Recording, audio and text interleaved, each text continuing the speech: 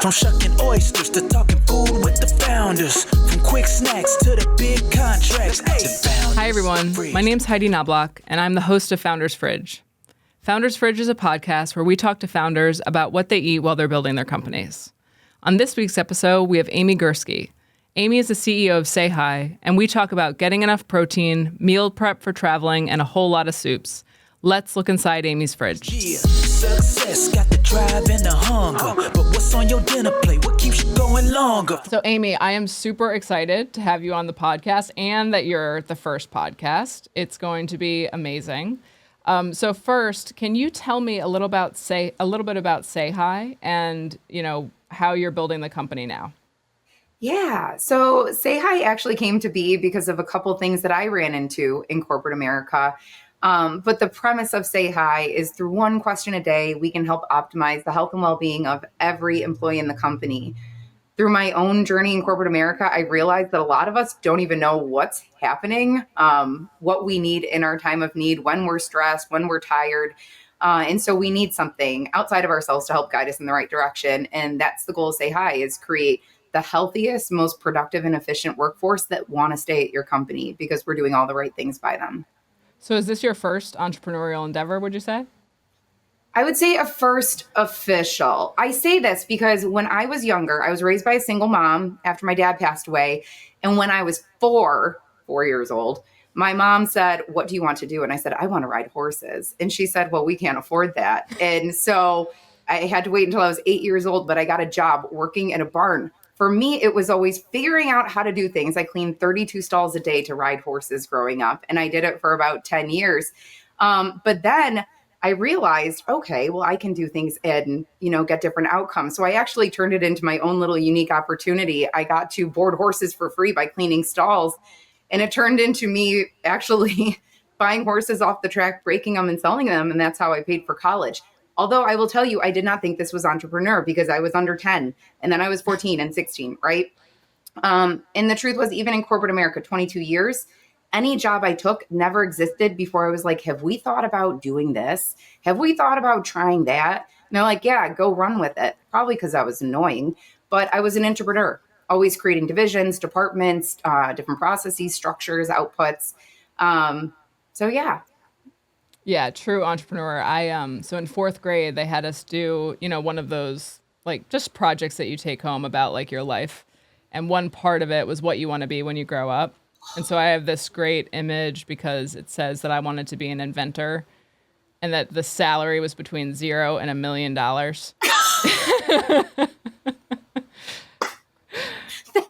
That's amazing. So I think true entrepreneur from the start, even in fourth grade, really willing to take those risks for sure. I'm not going to lie. Funny story. Do you remember they used to have us do those career assessments or whatever, in sixth grade? Mine came back that I was supposed to own a greeting card shop. I was like, I love math and science, but if you actually think about Sayhii, we say hi once a day and we turn your answers into action. It's literally a giant greeting card company. I went full circle. I love that. Thank you, Miss Moore, sixth grade. I love that so much. She knew. So what did your eating habits look like while you were building Sayhii? How old is Sayhii, first of all? Sayhii is 4.5 years old. Mm-hmm. Yep. Half birthday right now. I should count it in months, I guess. I don't know. I'll change to that. She's officially 68 months old. I don't know. Yeah. And I'll lead with humor because the truth was my eating was terrible. I don't know if people are going to want to hear this, or maybe they need to hear this, or maybe they're in the same boat. But when I started Sayhii, it went 0 to crazy really fast. And my eating went normal to 0. I was skipping meals. I'd wake up, drink coffee until about 2, maybe sneak something in, probably not. I can count multiple days where I did not put real food in my mouth. It was just liquids, just coffee, just whatever. I wasn't taking care of myself. And the reason why I ended up leaving corporate America at the end of 22 years was because I burned out and couldn't even recognize what was happening in my body. So the first 1.5 to 2 years-ish, I would say, I wasn't eating enough, barely eating, not getting the right nutrients. And it manifested in me being in calls just like this. And then mid-sentence, just losing it, losing everything. My brain went blank. I was getting brain fog. I wasn't sleeping well. Confusing very simple thing, like these things that you wouldn't think that someone who is running a company is running into. But when you're not fueling your body, you can't operate as a human. And so I sat back after a call and I was really disappointed in myself because nobody else caused this to happen besides me. So I had to take a real big look at what I was putting in my body, how I was treating my body, how I was taking care of myself, and was I prioritizing my own well-being, because I can't burn out of my own company. So for the last couple of years, I've really been able to turn that around. So what does it look like now? Oh, boring, but effective. No, I'm fine with boring. I don't mind. I jokingly say I'm like the boringest person in the world, which I do often feel like, but it's very structured. The way that I have to plan is I stay in the day. Like I am such a in the moment person, which I also never used to be. I was always like a couple years ahead, planning things that I didn't even know existed. So every Sunday I pull up my calendar. I live and breathe by my calendars. I'm sure most founders do. And I literally look at my week. Am I in office? Am I traveling? Am I traveling via plane, car? What is it that I need to plan around? I cannot be that person that's like, I'm just going to go to the airport and find something. I'm not going to find it. So if I don't plan for it, it's not going to work.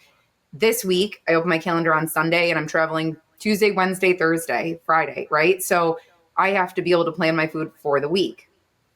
This week, I start my day every single day with mushroom coffee. I know it sounds weird.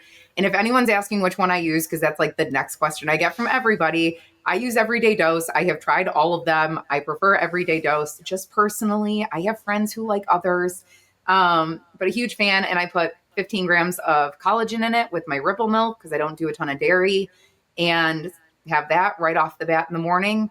I also do, and I just started doing about 6 months ago. It's a program called, it's not program, it's a vitamin mixture, but it's called AG1. And so I'm also doing that in the morning to make sure that I'm getting all my daily vitamins, nutrients. So I should say first I do that with 5 milligrams of creatine because I'm in my 40s. I am a huge fan of AG1. Like it literally keeps me on track because so my personal goal is like, if I can have a glass of water and AG1 before I have coffee, like I've succeeded for the day. And that I felt like I literally just did this backwards, because the truth is I come downstairs and I have to have my AG1 on an empty stomach. Mm-hmm. So I let the dogs out. I have 3 dogs that also help keep me active.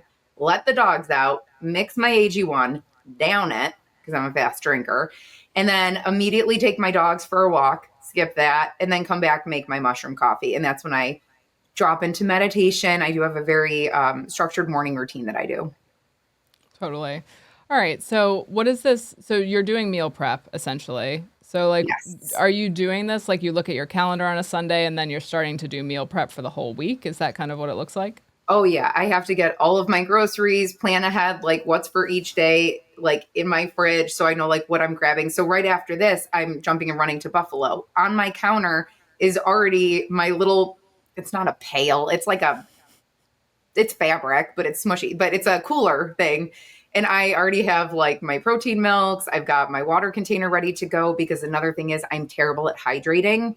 I will not drink especially if I'm traveling, because I don't want to have to stop to use the ladies' room. But we also have to stay hydrated. So everybody on the Sayhii team has a 40-ounce Stanley tumbler. We have challenges. We all need to drink at least 2 a day, and we will report back to each other whether we do. So my tumbler is ready to go. My protein meal is ready to go, which is essentially milk with a coffee mixture that helps me get a little caffeine in. I did throw some string cheese in, which is like not like me, but they're in the fridge, so I have them. And some protein bars, and then a pack of almonds. And that's in my bag, ready to go, like literally sitting on my counter for me to walk out the door and grab it, because if not, I'll forget it. Do you make your own protein bars, or are you buying them off the shelf? Both. So the problem with making your own is keeping them refrigerated. So the other thing that I do Sunday, typically, this week's a crazy week because I'm traveling every day, but I still food prep. The things I food prepped on Sunday were protein balls. I make those like peanut butter protein balls with like protein oats and all that, chia seeds. So I make protein balls. I bag them in sets of 2, and they're like sitting in my fridge so I can grab a pack, throw them in. So I have packs of those for each day. I think it's 34 grams of protein between both. Perfect. So I have those for the rest of the week. Normally I make a soup on Sunday. If I'm going to be in office every day that week, or even like 3 out of 5 days, I'm going to make soup. And it couldn't be more simple. Sunday, turn the Bills game on. Sorry if you're not a Bills fan, your loss. Turn the Bills game on. And literally just, it's a giant pot. You put a ton of water in it, buy some chicken breasts, throw them in, boil them up. And then literally you just don't bin any vegetables. I'm an avid gardener. And so recently I had a ton of zucchini come up. I had string eggplants. I put in any vegetables. You can put in frozen vegetables, canned vegetables. And I always dump in a couple cans of beans. Again, easy. I'm not growing the beans. Can, open, dump, rinse. Soup takes less than 5 minutes. Cooks for 30 minutes. Put it in 5 different containers. You got 20 grams of protein in each bowl. Fantastic. I'll send you the recipe. Perfect. Are you sending or sharing the soup with your partner? Depends on the soup. It does. It needs to have a high enough fat content. So typically I will make my soup and then I'll just throw in a ton of noodles and then he'll eat that. So I don't put the noodles in mine, but he'll eat it if it has noodles. So like chicken, vegetables, or like meat and vegetables, noodles, then he'll eat the soup. Oh, and I have to get like salt bread from the Village Dairy. It's a process. It's a whole thing. Yep. Yeah, I think that food for me, like why I like talking to founders about food is it like just shows so much about like the growth of their company. And even what you've described right now, like not eating and like that can lead to just such burnout. And it's like once you start to have a routine about it, then, I don't know if I'm in the routine phase yet. I'm still in the burnout phase yet. So maybe that's why I'm starting this podcast. Yeah. So many transitions though. I know. Think about it. I've been working on Sayhii for 4.5 years. That's 4.5 years of consistently inconsistent, but I can plan for that. Yeah. When you're switching roles, when you're moving geographies, when you have big changes in your life, we all need to recenter. But what we realized, and what I very clearly realized in that moment, was me starving myself was starving my company. And it wasn't even that I was meaning to.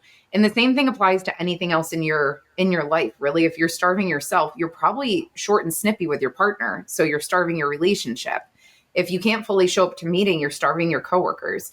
And so all these things we're like, well, I don't matter, right? Like what I eat doesn't matter. As long as my team has food, as long as they have snacks, as long as my customers have macaroons, everything's fine. No, it's not fine. Like Amy needs to take care of herself so that this is still standing here. So I would challenge founders, the way that you eat, the way that you manage your life is really probably how you're managing your company. And if it's not, it's slowly going to become that. Because you can't keep them separate forever. So what do your dinners look like? Are you meal prepping dinners too? Interesting. So I do have some evening events that I do, but for the most part, my partner does a lot of cooking. He's also an entrepreneur. So he's working full time too, but he loves to cook. He also won't eat what I make because it's too healthy, hence the noodles. So he loves to make dinner every night. And then we have kind of like an unwritten rule that I can kind of pick around what I want to eat because I don't necessarily eat as much or everything that he does. And so he doesn't take offense if I eat parts of the meal and not the others. So like the other what was it? Yesterday he made like tacos and I didn't want tacos and he bought me hard shell taco. I just wanted like a taco bowl. And so like I didn't touch that. He doesn't get it. I just eat what I want when I want it. So, but he's always cooking dinner in some way, shape or form. However, I always have extra soup. And so if he's just doing something, he's running late, he's tired, right? Like I'll just eat one of my soups. I love the extra soup. It's just like such a hack. You know what I mean? It's just like such a good hack for sure. Well, we make, at home, we make stock and then just like put the stock in the freezer. And so smart. Do you bag yours? Easy. We put it in little quart containers. So very similar to a restaurant feel. So very smart. I love that. So like if we looked in your fridge right now, are we seeing a lot of leftovers? Are we seeing protein balls? Like what's in your fridge like at this very second? Literally a container of protein balls, a bunch of protein milks. I made tuna fish this week with diced celery, which is a quick and easy one for me. So I have little containers, like little pre-containered containers of that. I did end up, my protein balls will come with me. I did make soup this week, but it was only to switch with my sister who also makes soup because it's her first week of school. So I gave her soup for her first week of school. So I still have half my soup in there. And then you're also going to see all my milks. So I use Ripple milk. Like I said, my protein milks that are in there. I constantly have chicken breasts just sitting there in case I need it. String cheese is in there. I do keep my almonds in the fridge. But what I will say is the majority of the stuff that I eat is also in my pantry and on my counter, because I need to supplement with extra things. So like I mentioned, my collagen in the morning, or if I'm adding in chia seeds to something, those cans of beans I always have stocked. My pantry outside of my fridge is always stocked to be able to make soup. I love it. This episode is like so about soup, and I'm like all about it. People are gonna be like, I'm never eating soup again. Do I have to eat soup as a founder? Yes, you have to eat soup as a founder. No, you don't. 100%. You have to. I think soup is like just such a good call for sure. It's easy too. It's easy. I mean, even in my fridge right now. So I will say, yeah. What's in your fridge? Enough about me. Yeah. Because you guys live like do you guys eat the same? Like I gotta know. So I am actually incredibly spoiled. So after the restaurant, I got very burnt out from cooking. So I similarly have been like just a pantry eater. Like literally, it's bad. I'm like, give me a chopstick. Like, give me like some almonds, like let me like, if I'm feeling feisty, like give me like a thing of tuna, And so it's really bad. And I'm just one of those people that I don't even open the drawers in my refrigerator to like see what's in them. If something is like not right in front of me, I'm very unlikely to eat it, which is much to my wife's chagrin because she loves to cook. Just like she did all the cocktails at Plum Oyster Bar. And so she didn't make up the food menus. When I was there, I was doing the food, like in conjunction with our chef, but like I was doing the food and spent a little too much time in the kitchen. So I just got very burnt out from cooking and from creating like food because all I think of is like cost of goods sold and like, feeding, just like it's all really, it's still business for me. Yeah. Like the food is still business. And so, but now if you look in my fridge, because my wife just like loves to make things, she made she made the insides of stuff for pot pies. So she just like, we had made a chicken. So she made half, like it was half thigh chickens that she made for dinner, not last night, but the night before. And then yesterday she just took all the meat off the bone. Yeah. And made the inside of pot pie, inside of like what you would put in a pot pie. And then just put all of the phyllo like puff pastry in the fridge so we can just make individual pot pies in skillets. The chances that I will ever do that are zero. So she's gonna have to make me those pot pies, which is like she prepped herself. She's helping herself too. So I know, and it's actually she's making it's crazy the stuff that she makes. Like for instance, like around St. Patrick's Day, she took some beef and she corned it herself and then smoked it on the big green egg for like 13 hours. So we had homemade corned beef. Like she is just very into it. So I just totally ride on her coattails and then like grab a Fairlife and like a chopstick when I need to, which is bad. Like this morning, so I've had AG1, so I feel like I'm fine for the day. So I've had so it's fine. I've had AG1 and then I've had a chocolate Fairlife. Yep. 26 or 42 gram. I had the 26 gram. The 42, so you tell me, like, can I absorb 42 grams of protein? Because I drink it so fast. I will say, so I drink mine slower. Like here's one right now. Mm-hmm. So I mix the vanilla with, I was mentioning there's like a coffee collagen proteiny thing that gives you an extra 15 grams. So instead of, I do the AG1 mushroom coffee, then this, I put a giant ice cube in it. It will take me like 3 hours to drink. So I know that I am actually probably taking it in. I'm not chasing this. I chase the AG1. I get down quick because I'm like thirsty in the morning. This, I'll let Noodle sit throughout the day. And then I have my Stanley that I'm constantly sipping too. So I'm always double or triple fisting. Yeah, totally. It is. Even at like restaurants, I went out this week for a restaurant. Do you go out to eat? Actually, that's a good question. When Josh doesn't feel like cooking, we typically will order out. And we go one place, which is a Mediterranean place like that I can walk to. But I don't love going out to dinner. I don't We I don't know what happened, but like food has been like ruined for me because it is fuel. Like I genuinely don't eat a ton in one sitting. So going out for meals is so not fun for me because I'm like full after like 10 minutes and then I have to sit there while everybody else eats their meal and then I'm hungry an hour later. So yeah. I don't love going out to eat because I just eat I don't eat large meals, a couple times a day. Yeah, we had friends in town. So we went to like some Hudson Valley restaurants that were kind of, just like that Yeah. fresh farm to table. So it felt good. But just generally, we just don't go out to eat Yeah. anymore. We split our time between upstate New York and Philadelphia. I don't know if I told you that. Oh, But when we're in Philly, we will eat out because it's like great restaurants. We yeah. live in Fishtown, which is Oh, near yeah. all of the great restaurants. Oh yeah, I lived in it's the Rittenhouse like there 20 you years go. ago. Yeah. Perfect. So like love Philly, like love the restaurants there, but like just generally we're not really going out to eat Yeah. so much. It's not really a thing for us. So I hate to say it, but the food we make is better than pretty much what we yes. can eat out between, it sounds like your partner and your ability to open the fridge, not the drawer, but the fridge. Josh loves to cook. I love to cook and I love to garden. And so I would rather just eat fresh when I can. The other thing is, for 20 years, I was forced to eat out pretty much every single day because I traveled for 22 years on a plane. So I never had the option. And that was actually when I started going to grocery stores.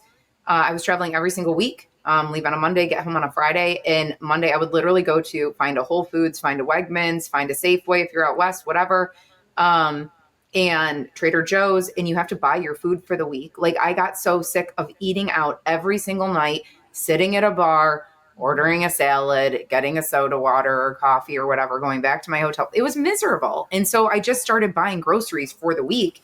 And my boss, I remember, called me. He's like, why do you have an expense to Wegmans for like $85? And I was like, that's my entire week's worth of food. And he's like, what? I was like, you're not going to have dinners out. You're not going to have lunches. I said, moving forward, I'm buying groceries. I'm getting my waters. I'm going to get everything I need to make myself feel comfortable during that week. And he was like, okay. I ended up saving him thousands of dollars because I never went Yeah, out. for sure.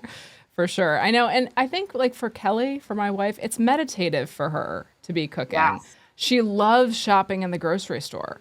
Loves it. So does Josh. This makes no sense.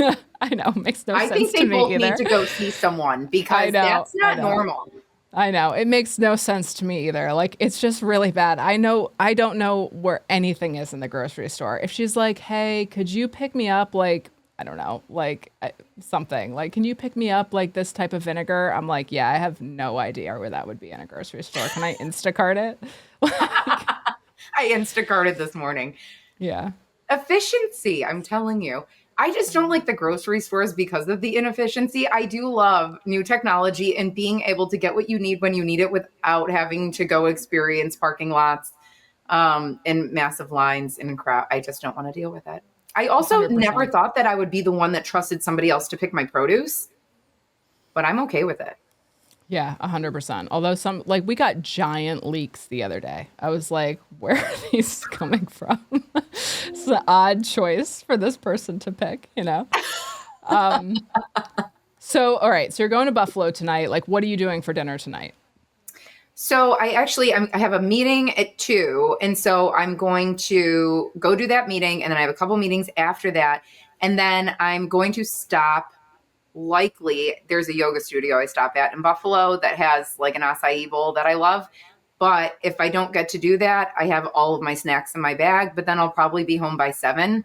I'll eat whatever Josh has left over at 7 and then drink my sleepy time tea and go to bed.